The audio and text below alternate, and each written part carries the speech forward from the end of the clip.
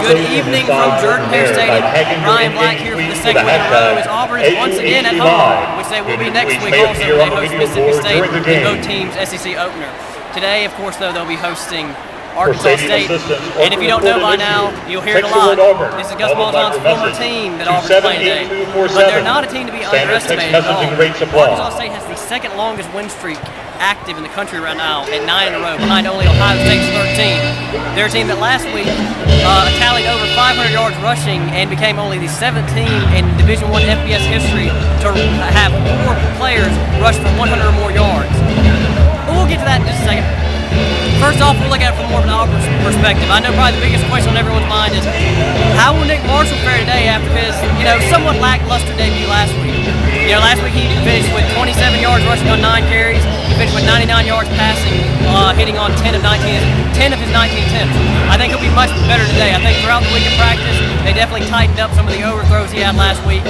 And so let's say he definitely gets at least 1 rushing touchdown a day, and I'll say at least 2 passing touchdowns.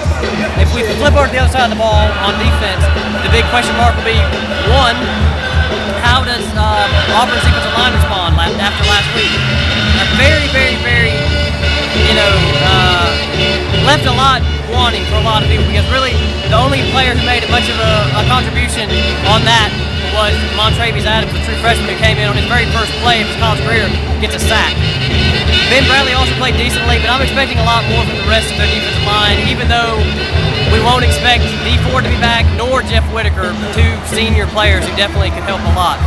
As far as Arkansas State's concerned, they're going to be undersized, obviously, coming from the Sun Belt, but they should be able to give Auburn a pretty good game.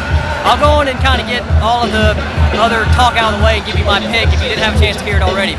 Last week I was pretty close. I predicted 31-17. Auburn ended up winning 31-24. This week I had the Tigers coming out on top 38-20. Will I be any closer this week? Maybe, maybe not. We'll see. Anyway, if you want to get more coverage before, during, and after the game, please head to WarEagleExtra.com, and also during the game as I'm tweeting the entire game at WarEagleExtra.